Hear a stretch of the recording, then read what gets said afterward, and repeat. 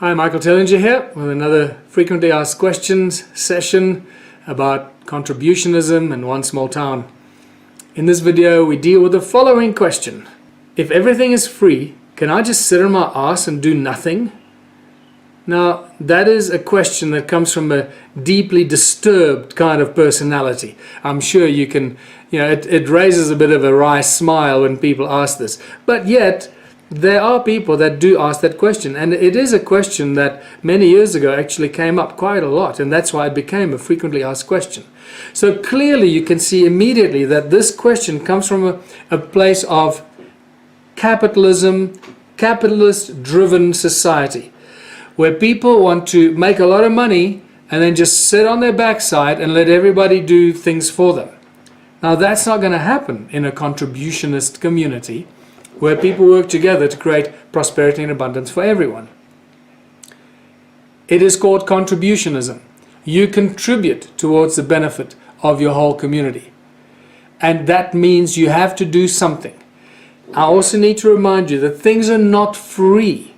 Okay, this is a misconception or an incorrect perception by many people. Again, people that find the Ubuntu movement, they find the one small town strategy or the philosophy of contributionism. They read a little bit here, they watch a little piece of video there, and then they jump to their own conclusion. They reach their own conclusion, which are 99% of the time incorrect. So please watch all the videos. Watch the one small town implementation videos. There are several, there are at least 3 of them out there, different lengths. And realize how we implement the one small town model, how it works and how it benefits. So you can't just sit on your backside and get everything for free because you now live in this one small town contributionism community. That is not how it works. You have to contribute. And if you contribute, as you will see in the other Q&A video, what do I get in return for my 3 hours contribution? Watch that video to see what you get in return.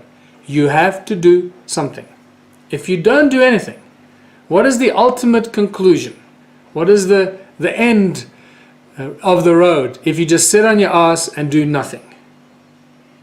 You die. Because if you sit on your ass and do nothing, that means you don't eat, you don't drink water, you don't shit, you don't piss. You just sit on your ass and do nothing. You'll just die a disgusting death. Now, that's not what life is all about. And I'm sure that people looking for a way out of the miserable life that most of us find ourselves in day to day don't want to live that kind of life. Most people that want a beautiful life want the freedom and the ability to pursue their talents, to pursue their God-given talents, their passions and their hobbies. That's what I believe. And what many people over the many years that we've been promoting this and talking about the one small town and the contributionism community, as long as we've been talking about it, that's what people are aspiring to. That's what people are thinking about, imagining and dreaming about, that they can wake up in the morning and go and do what they love to do. Go and do that thing that floats your boat. And not what you are forced to do in a capitalist society. Work like a slave for 8 hours, 10 hours, 12 hours a day. Ride a bicycle in the rain. Catch a bus in cold, miserable weather. Sit in traffic every day to get to your miserable job.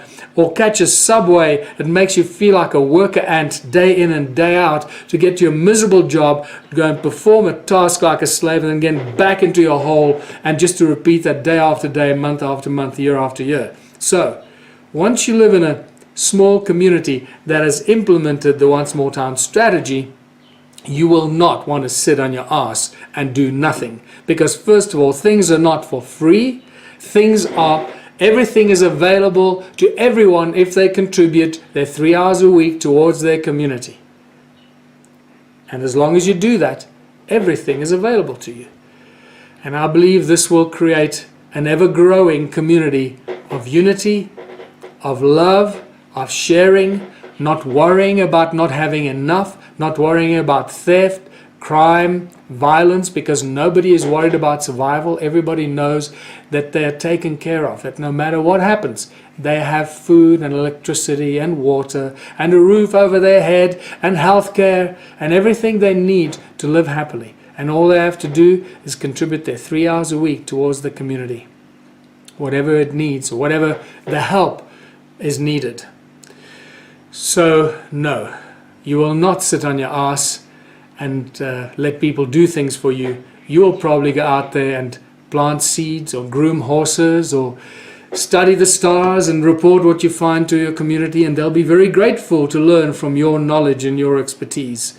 Whatever it is that you love to do will most likely become a benefit to your community without you even realizing it. And that's the beauty about the one small town, because there are as many passions and diversities as there are people in the world. I believe that the one small town will be a melting pot of talents, abilities and achievements. I hope this has given you a slightly deeper insight and not an idea that once people live in a small town they're just going to want to sit on their backside and do nothing. That is not the case. It is truly a place where people will grow in ways we can't even imagine, and reaching for the stars is just a really mild expression of what is possible in the one small town plan of action. Until next time, this is Michael Tellinger. Bye for now.